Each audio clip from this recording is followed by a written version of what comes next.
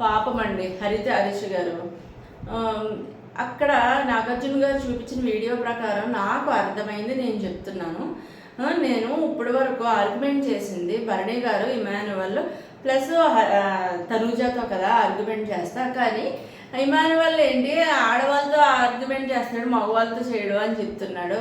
అంటే వీళ్ళందరూ కూడా ఇప్పటి వరకు మగవాళ్ళు అనుకున్నాను, ఆడవాళ్ళ అయితే మొత్తం ముగ్గురు ఆడవాళ్ళేనా అన్న మీనింగ్లో చెప్పాడు ఆయన. చెప్తే దాన్ని తిరిగి తీసుకుని వచ్చి నాగార్జున గారు స్టార్ట్ చేసిందే ఆడవాళ్ళని కించపరిచాడు అన్నట్టుగా, తక్కువ చేసి మాట్లాడాడు అన్నట్టుగా జరిగిందనమాట అక్కడదంతా.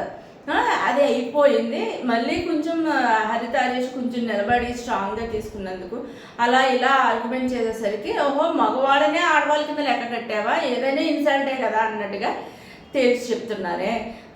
ఇది నేను ఏ విధంగా అర్థం చేసుకున్నానో రితు చౌదరి కూడా అదే అర్థం చేసుకుందండి.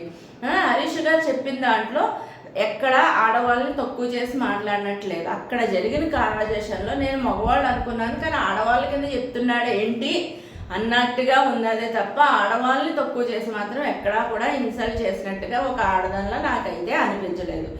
ఇదే ఒక సైడ్ మాకుంటే అక్కడ బిగ్ బాస్ హౌస్లో ఉన్న వాళ్ళకి రాగానే అర్థమైంది.